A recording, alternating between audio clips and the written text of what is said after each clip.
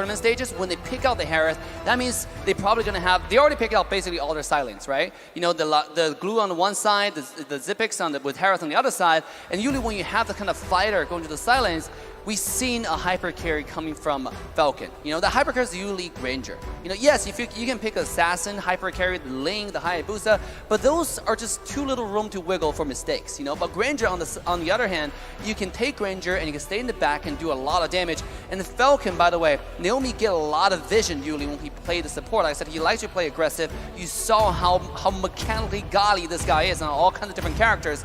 So Granger this game makes a lot of sense, and that's why I said it. But is it this early prioritized? I don't know.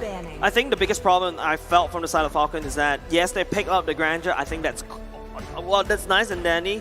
But what I would like to see is the real world manipulation. You know, the edge of that box is used to stun so that can land down the ultimate as well. Because if you notice from the side of Falcon right now, they don't really have this Omega big AoE lockdown.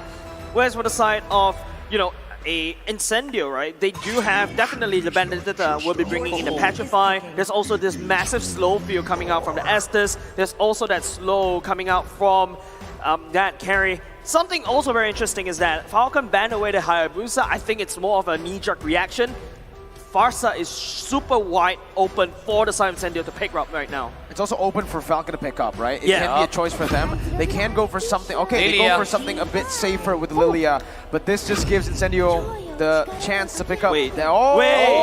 Another Rosa hero for Rosa. That's 31. This man's on a mission, man. 31. Incendio need a jungler unless the Benedetta was a flex towards the jungle. Oh, there you go. You can already see it. They're going to go for it again. They want to go for the dive. Up against the Granger, though. I actually really like the Granger matchup up against Leomord. Good kite, right? Yeah, yeah. And on top of that, Falcon, you know, I'm thinking at this point, if they want to go for this front to back composition, a roamer that can suit well, they're going to lack a lot of initiation with Valir. How about Chow? You know, Chow? Yeah, Chow's really good, right? Remember, Franco's still available on the table, and with the Leomord, they can easily lock him down for Kufra to do free damage. Kufra will be really good as well. Will completely counterweight TNZ on the Leo, right, to make sure he doesn't dash away.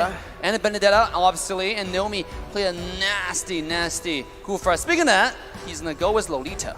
I don't really like this Lolita pick. Same. I feel like the Kufra is a lot better. The bouncing ball is a lot easier to execute. But I also understand what Falcon needs, something to point and click stun, especially on the Leoma that's jumping all the way in. But I feel like this is arguably the best in slot for Falcon. But I think the Kufra is a lot better. The bouncing ball should be something that's a lot easier to handle. I don't know what to feel about this as we're going to go into potentially the final game of the day from the side of Falcon. I love the Lilia pick now, right? Because again, they have a very weak weak jungler here. They're gonna have to get a lot of mid control, and with the Lilia pick, that's exactly what they get. Mid control gonna be in favor of the Burmese here, and we'll see based on the drafts, because the Granger is gonna be the key factor if they win or even if they lose. And ladies and gentlemen, this game stake cannot be any higher. In the crowd, let me hear your support for your team. Ladies and gentlemen, we're going to go into the final game, potentially, for the side of Falcon. Incendio has been reigning supreme for the past 2 games in a row. Looking to replicate that once again in game number 4.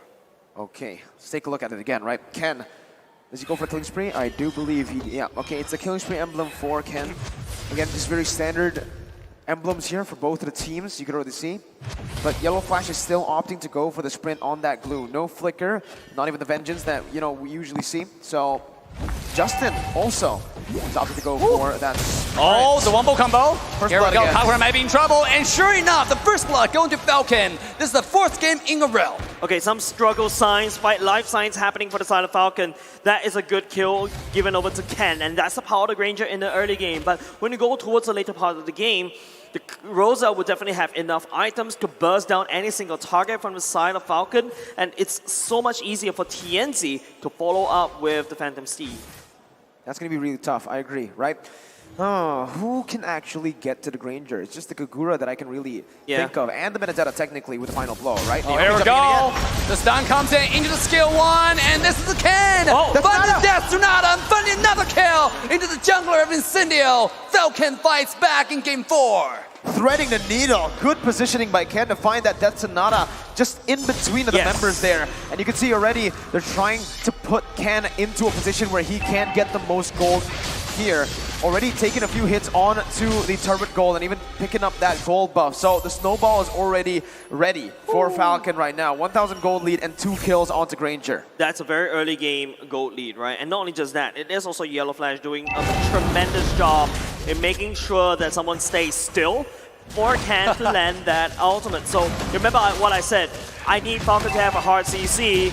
Well, technically speaking, Yellow Flash, that is also kind of like a hard CC. I like what you said regarding Glue is making sure they're staying still. That's exactly what Glue does, right? It fits the name, fits the character, and that's the playstyle for Falcon. I mean, they play Granger like no other team, right? Because right now, this meta is heavily assassin focused, sometimes the tank jungle, both are viable. Falcon plays Granger like just a different, like last season, like M3, you know? They play the Granger is still the most meta character in the game right now. Here we go, speaking of that, Naomi coming in with the stun, Death Sonata finding a lot of damage. Rosa, beautiful dash to dodge away from the damage. If it goes like this, you can already see it just now in the item check.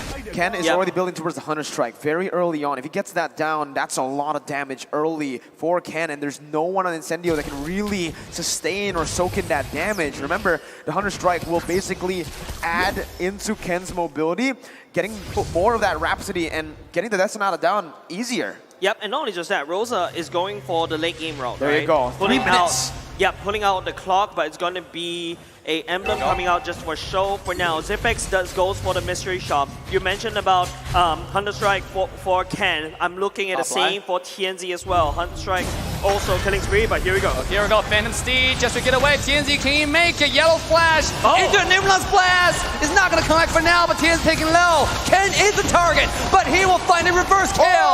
Allen surviving on 1 HP, not for long. Double kill to the side of Falcon. 4-0 start for Falcon and Zipex. 1v2. On the bottom side, Zipex with the ultimate. Final all damage, Sunshine, 1 HP. But thank you for the blessing of Moon Goddess. He will survive for now. It will go so bad if Apex 47 wasn't there. You can start to see this is the reason why the Costin Nest has been talking about Zipex Harif. The key answer to a carry pick, and top side is already gone for Incendio. A key answer to a 2v1. Remember, that wasn't just the carry 1v1, because if it was, you could say goodbye to Sunshine. But with Apex 47 baiting out the ultimate 2 now, it's Falcon who have the resource advantage coming into the second turtle of the game. Here we go, TNZ looking for the ultimate anytime, but look at the Glue's position though, sneaking from behind. Quietly and softly, you know, like a Glue, you know, pretty noiseless, right? Pretty quiet. And here we go, the stun comes in, TNZ will have to dash away. The Phantom Steed comes out, looking for the damage, but will have to dash away for now. And the Falcon one more time. Wait! What is the turtle? What is going on? Rosa will steal the stuff away. And now, Mega Kill goes to Granger. Falcon looking to retaliate, finding anything they can. TNZ finding the kill. He will get the kill onto Naomi and equalize the fight, but at the same time, what a beautiful steal coming from Rosa. Hippity hoppity, you are my property. It's not only applying to TNC, it's also applying to Rosa. What a crazy steal coming up from Incendio. Oh, that was, I don't know what, I guess that was stellar, right? Oh my goodness gracious, what a steal. TNZ though, he is still the Lord Slayer. Rosa stole that one earlier, but rank number 1 and the highest Lord secured in M4 is TNZ with his incredible retribution. Rosa might follow through with that stat department though. Yeah, one Lord for Rosa, but I mean, the biggest question is, among these 14, how many are stolen?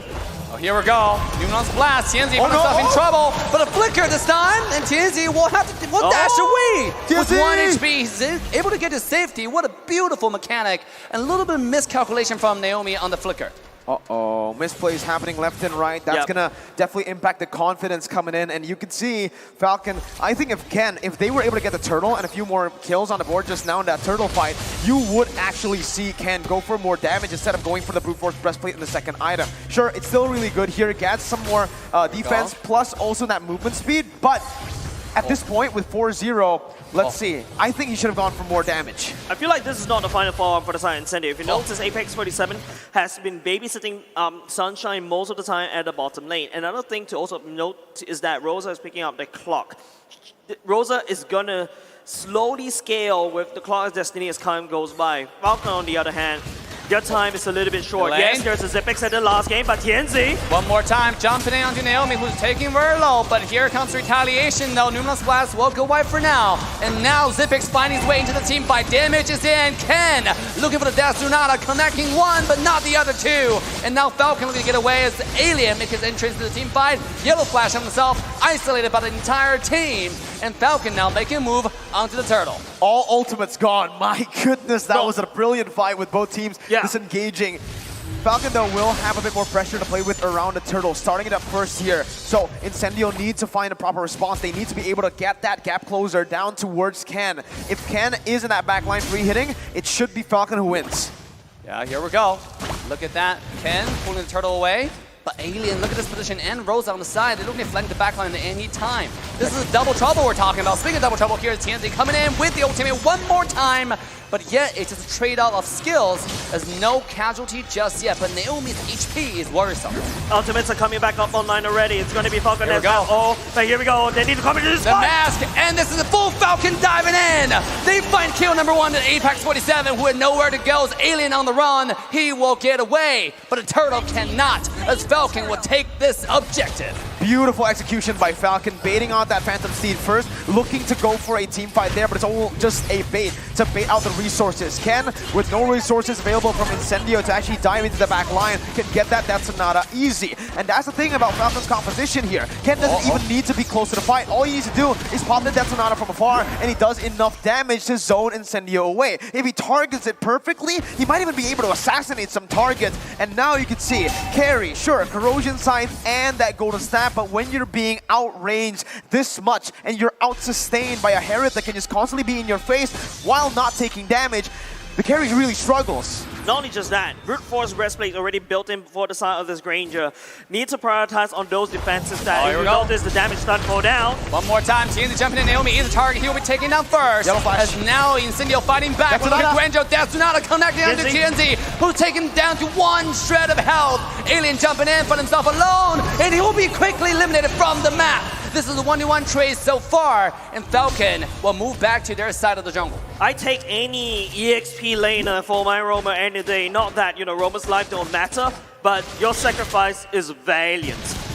Very value. 0-2-0 Alien though, in terms of gold, not too value, but in terms of pressure on the map and getting Yellow Flash to a point where he's going to be ahead of Alien, very, very value. Now, Incendio, I think you're really starting to see that mid-game power spike for Apex 47. He's getting a lot of the healing done and sometimes even out-healing the damage coming from Falcon. So this is where Falcon really needs to allocate their damage properly. If they don't target the right targets... Bottom side, Solo kill! the one-on-one!